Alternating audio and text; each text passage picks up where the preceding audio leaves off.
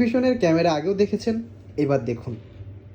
এই ক্যামেরাটা হলো হিগভিশনের একদম লেটেস্ট টেকনোলজির 2 মেগাপিক্সেলের day night full colour with high quality 2 way audio system camera.